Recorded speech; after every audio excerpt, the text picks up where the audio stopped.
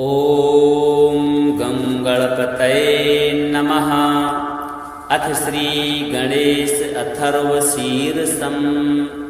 हरिः ॐ नमस्ते गणपतये त्वमेव प्रत्यक्षं तत्त्वमसि, त्वमेव केवलं कर्तासि, त्वमेव केवलं धर्तासि, त्वमेव केवलं हर्तासि, त्वमेव सर्वं खल्विदं ब्रह्मासि।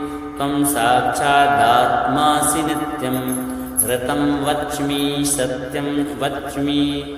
अवत्वमाम् अवक्तारम् अवश्रोतारम् अवदातारम् अवधातारम् अवानुचानमशिष्यम् अवपश्चात्तात अवपुरस्तात् अवोत्तरात्तात अवदक्षिणात्तात अवचोर्ध्वात्तात अवाधरात्तात।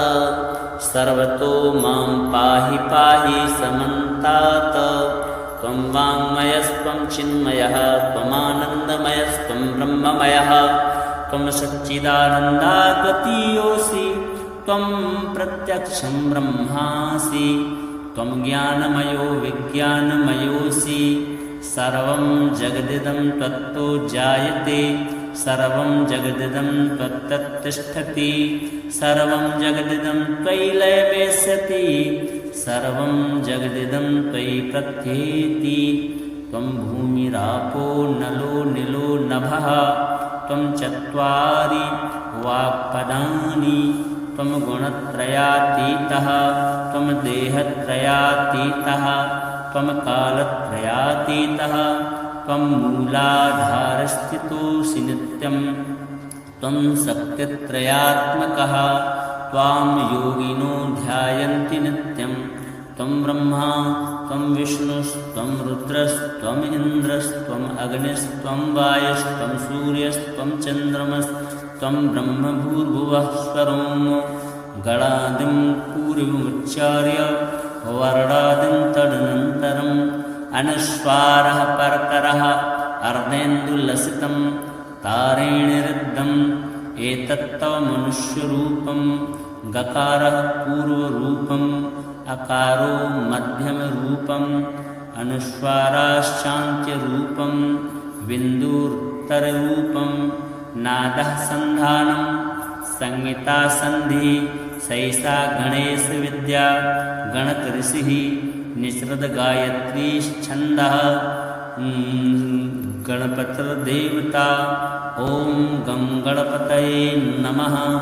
एकदन्ताय विद्महे वक्रतुण्डाय धीमहि तन्नो दन्ती प्रचोदयात्। एकदन्तं चतुर्हस्तं पाशमङ्कुशधारिणम् अभयं वरदं हस्तैर्बिभ्राणं मूषकध्वजं। रक्तं लम्बोदरं शूर्पं कर्णकं रक्तवाससं। रक्तगन्धानुलिप्ताङ्गं रक्तपुष्पैः सुपूजितं। भक्तानुकम्पिनं देवं जगत्कारणमच्युतम्। आविर्भूतं च सृष्ट्यादौ प्रकृते पुरुषात् परम्। एवं ध्यायति यो नित्यं स योगी योगिनां वरः। नमो रातपतये नमो गणपतये नमः प्रमथपतये। नमस्तेस्तु लम्बोदरायैकदन्ताय विघ्नविनाशिने शिवसुताय श्रीवरदमूर्तये नमो नमः।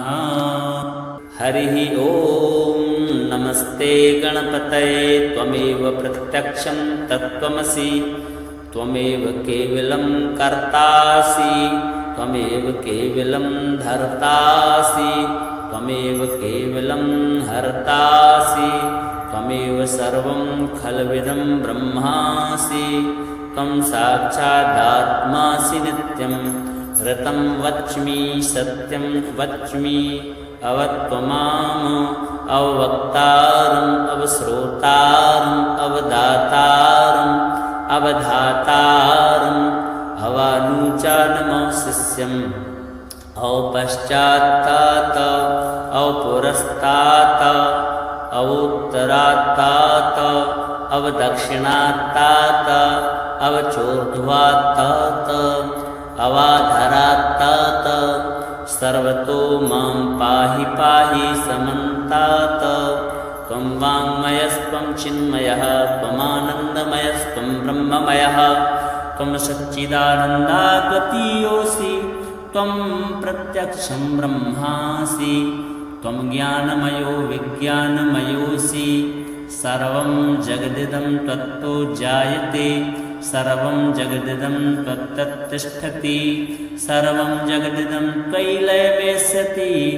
सर्वं जगदिदं त्वयि प्रत्येति त्वं भूमिरापो नलो निलो नभः त्वं चत्वारि वाक्पदानि त्वं गुणत्रयातीतः त्वं देहत्रयातीतः त्वं कालत्रयातीतः त्वं मूलाधारस्थितोऽसि नित्यं त्वं सत्यत्रयात्मकः त्वां योगिनो ध्यायन्ति नित्यं त्वं ब्रह्मा त्वं विष्णुस्त्वं रुद्रस्त्वम् इन्द्रस्त्वम् अग्निस्त्वं वायुस्त्वं सूर्यस्त्वं चन्द्रमस्त्वं ब्रह्मभूर्भुवः स्वरों गणादिं पूर्वमुच्चार्य वर्णादिं तदनन्तरम् अनुस्वारः परतरः अर्धेन्दुलसितं तारेणिरुद्धम् एतत्तव मनुष्यरूपं गकारः पूर्वरूपम्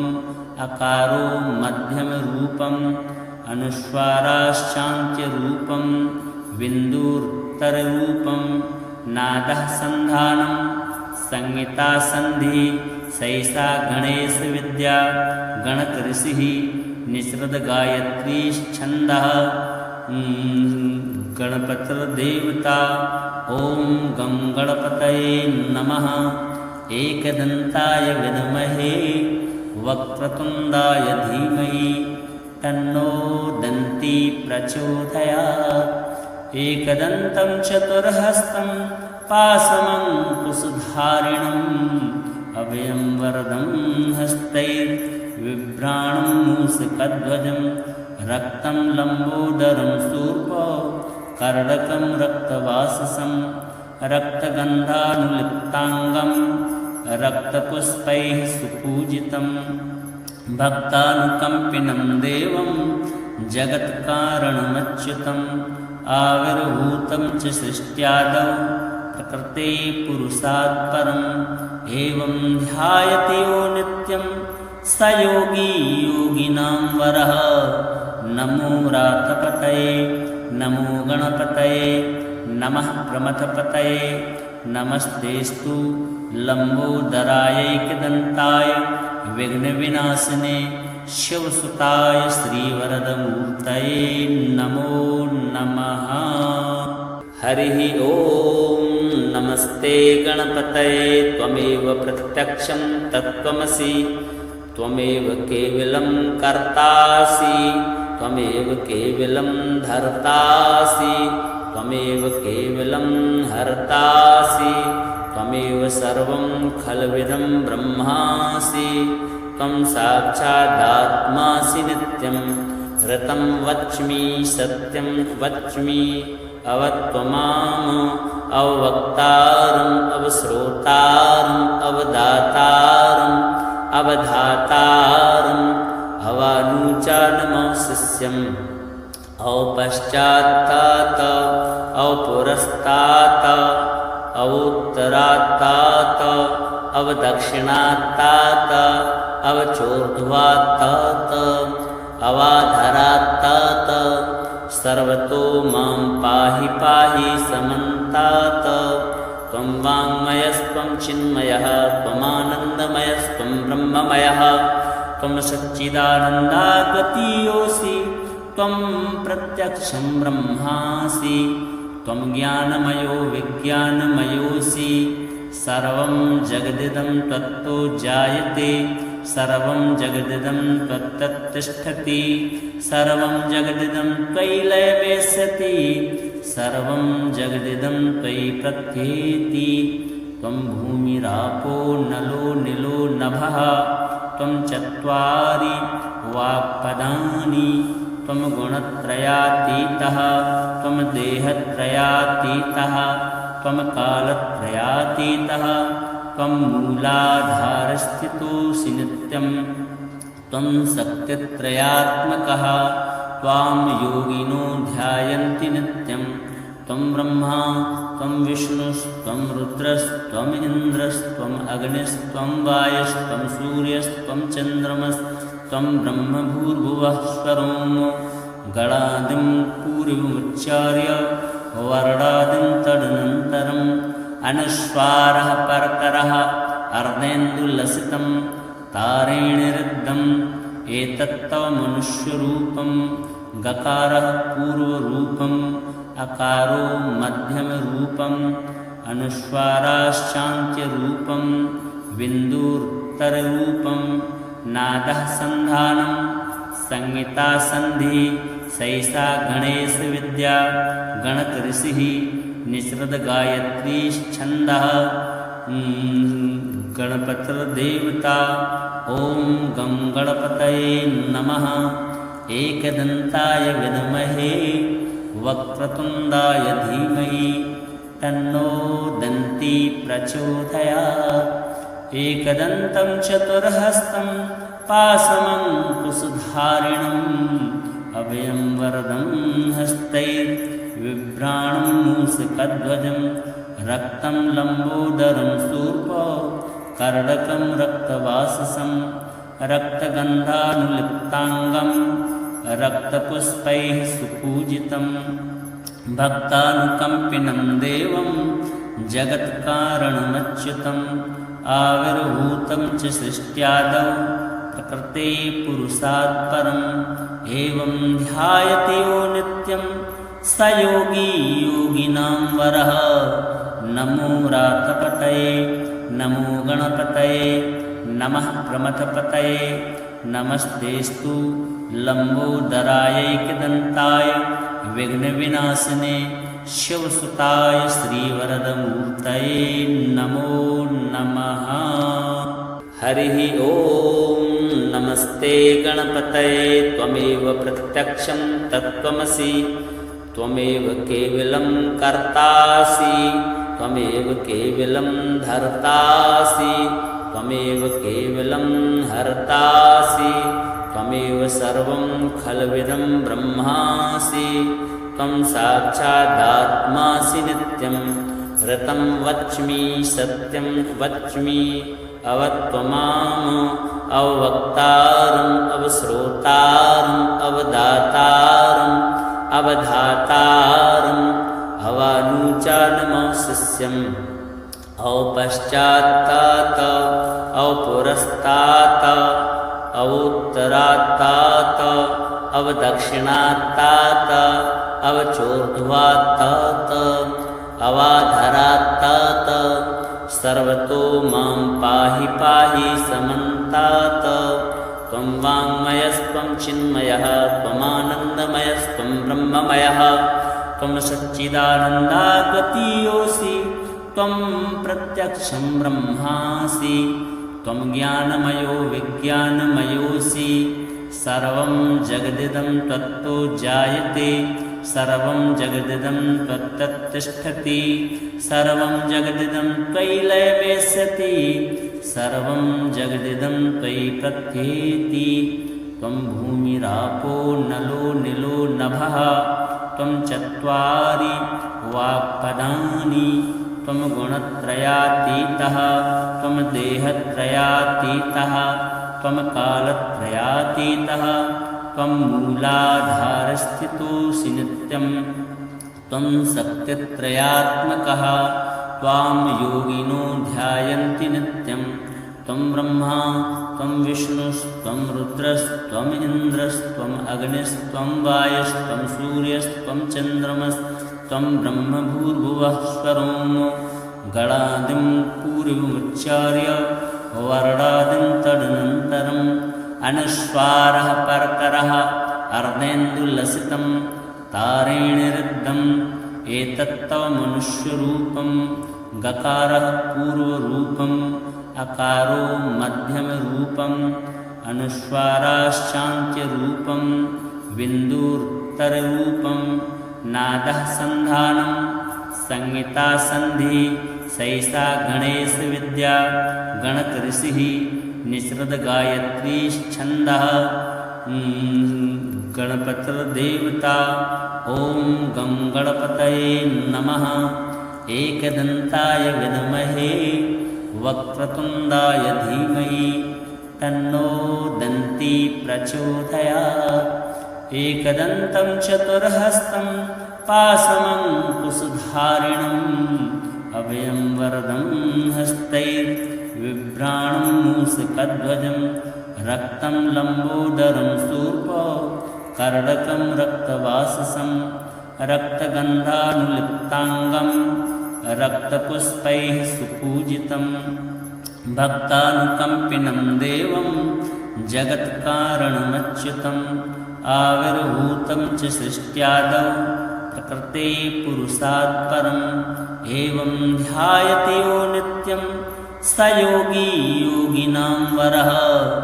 नमो रातपतये नमो गणपतये नमः प्रमथपतये नमस्तेस्तु लम्बोदरायैकदन्ताय विघ्नविनाशिने शिवसुताय श्रीवरदमूर्तये नमो नमः।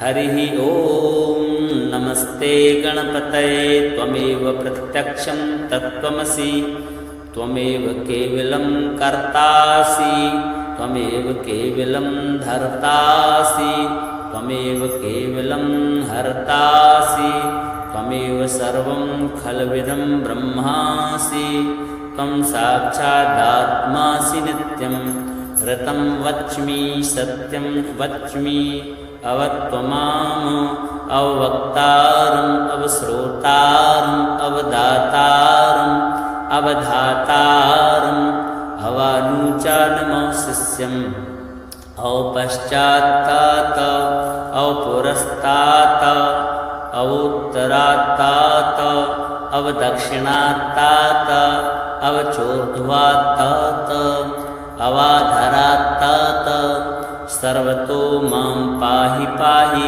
समन्तात्। त्वं वाङ्मयस्त्वं चिन्मयः त्वमानन्दमयस्त्वं ब्रह्ममयः त्वं सच्चिदानन्दाद्वितीयोऽसि त्वं प्रत्यक्षं ब्रह्मासि त्वं ज्ञानमयो विज्ञानमयोऽसि सर्वं जगदिदं त्वत्तो जायते सर्वं जगदिदं त्वत्तत्तिष्ठति सर्वं जगदिदं त्वयि लयमेष्यति सर्वं जगदिदं त्वयि प्रत्येति। त्वं भूमिरापो नलो निलो नभः त्वं चत्वारि वाक्पदानि त्वं गुणत्रयातीतः त्वं देहत्रयातीतः त्वं कालत्रयातीतः त्वं मूलाधारस्थितोऽसि नित्यं त्वं शक्तित्रयात्मकः त्वां योगिनो ध्यायन्ति नित्यं त्वं ब्रह्मा त्वं विष्णुस्त्वं रुद्रस्त्वम् इन्द्रस्त्वम् अग्निस्त्वं वायुस्त्वं सूर्यस्त्वं चन्द्रमस्त्वं ब्रह्मभूर्भुवः स्वरोम गणादिं पूर्वमुच्चार्य वर्णादिं तदनन्तरम् अनुस्वारः परतरः अर्धेन्दुलसितं तारेणिरुद्धम् एतत्तव मनुष्यरूपं गकारः पूर्वरूपम् अकारो मध्यमरूपम् अनुस्वाराश्चान्त्यरूपं बिन्दुरुत्तररूपं नादः सन्धानं संहिता सन्धि सैषा गणेशविद्या गणकऋषिः निःसृतगायत्रीश्छन्दः गणपतिर्देवता ॐ गं गणपतये नमः। एकदन्ताय विद्महे वक्रतुण्डाय धीमहि तन्नो दन्ती प्रचोदयात्। एकदन्तं चतुर्हस्तं पाशमङ्कुशधारिणम् अभयं वरदं हस्तैर्बिभ्राणं मूषकध्वजं रक्तं लम्बोदरं शूर्पं कर्णकं रक्तवाससं रक्तगन्धानुलिप्ताङ्गं रक्तपुष्पैः सुपूजितं भक्तानुकम्पिनं देवं जगत्कारणमच्युतम् आविर्भूतं च सृष्ट्यादौ प्रकृते पुरुषात् परम् एवं ध्यायति यो नित्यं स योगी योगिनां वरः। नमो व्रातपतये नमो गणपतये नमः प्रमथपतये नमस्तेस्तु लम्बोदरायैकदन्ताय विघ्नविनाशिने शिवसुताय श्रीवरदमूर्तये नमो नमः।